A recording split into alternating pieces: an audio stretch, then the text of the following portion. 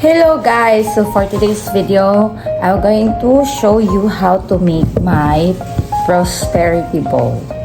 So this is based from the videos I saw from Facebook. First, we're going to have cotton. So 12 cottons. This is a representation para magaan daw yung buhay. And then next, I'm going to put malagkit or sticky rice. The sticky rice. Oh wait, I'll just put it. Okay, so going to put the sticky rice until na mapuno siya.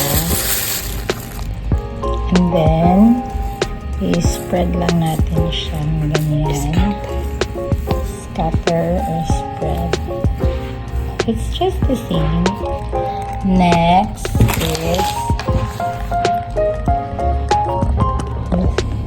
Next is maglalagay ako ng egg. 12 eggs. So, pa-clockwise. Pa-clockwise yung pagkalagay. And ito yung last. Okay, next is maglalagay ako ng coin. Pa-clockwise din yung pagkalagay. So, I have here 12. Ayan, at ito na yung last. So, ganyan na ang aking prosperity. Okay, so this is my prosperity bowl. Hindi pa siya tapos. It's not done yet. So, I have this orange. So, ilalagay natin yung dito sa center. Ganyan. And then, meron tayong mga L'Oreal leaves dito. Dito lang natin siya ilalagay.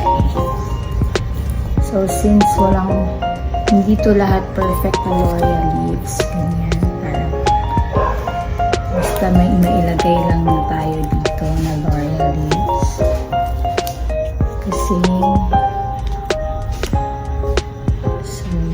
nalagay natin dito 12 din. After natin malagay lahat ng L'Oreal leaves dito, pwede na tayong maglagay ng ampaw. It depends on you kung magkano ang ilalagay niyo sa ampaw. So for me, ito lang yung extra ko and I'm going to use it anyway. Just for this, So, ilalagay natin dito yung pera.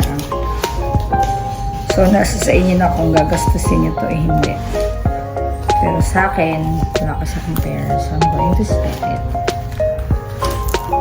Later, pag kailangan ko na. So, ganito lang yan.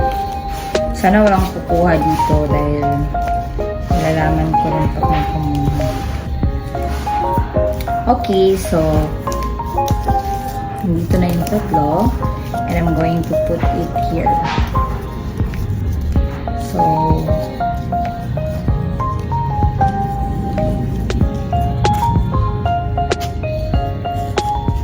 sana tama yung pagkalagay ko. So, ito na yung prosperity bowl.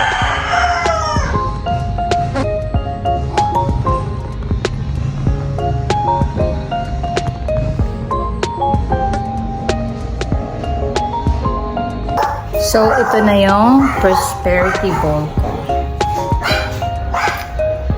So, I hope guys you enjoyed this video. Ipi-place ko pala to sa north east part ng bahay namin.